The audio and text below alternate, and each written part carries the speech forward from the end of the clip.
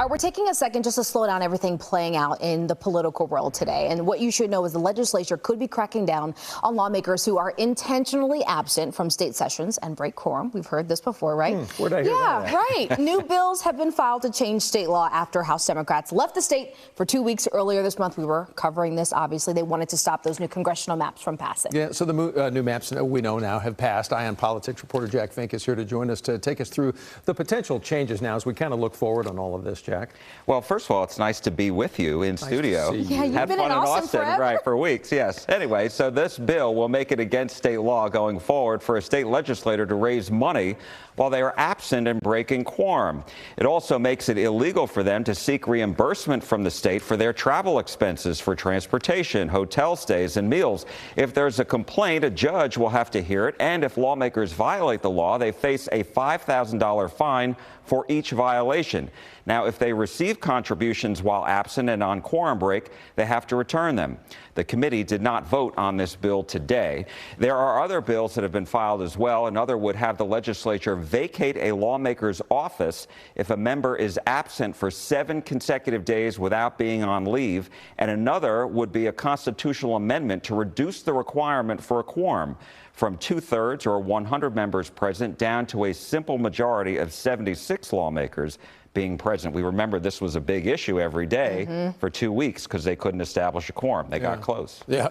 I remember reporting about something about just that. A few days. So the House Democrats who did break quorum, let's talk about that because as you may know out there, they are facing fines. We're curious how much and exactly why. Like, what's the technical reason behind it? So these are the House rules, and so the fines are for the 14 days that most of the House Democrats left the state and broke quorum, and for the investigation costs associated with Texas DPS searching for lawmakers' whereabouts in Texas. So I want to show you, this is the letter that State Representative Venton Jones of Dallas received from the Committee on House Administration. It says he owes more than $9,300. He posted this letter on X last week. Well, I followed up with him today, and Jones sent a letter back to the House administration requesting a due process hearing and time for his attorneys to prepare for it.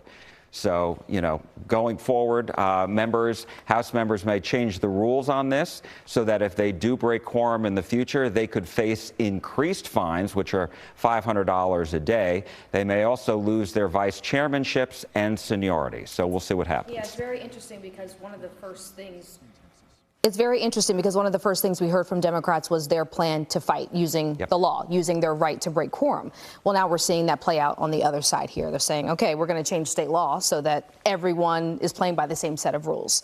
I want to ask you, in terms of fighting, Democrats said, we're going to fight these maps in court. We're going to do it in court. We're going to take this before the Supreme Court. What is your stance, and where are we with that? Well, certainly they hope to get to the Supreme Court, but that's really tough to get to. But this legal challenge to the new congressional maps was filed over the weekend.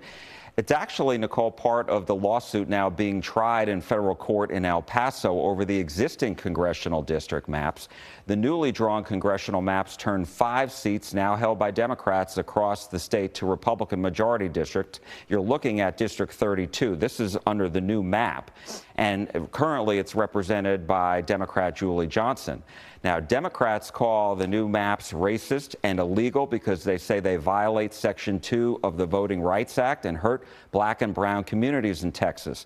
Republicans have denied it. They say they didn't consider race when drawing up the new maps and that they did so with only making changes on partisan grounds. Plaintiffs are asking for the judge to intervene and place the maps on hold so that they don't go into effect for the March 3rd primary. ... Yeah, exactly. To be continued, Jack. We really appreciate the breakdown. Thank you.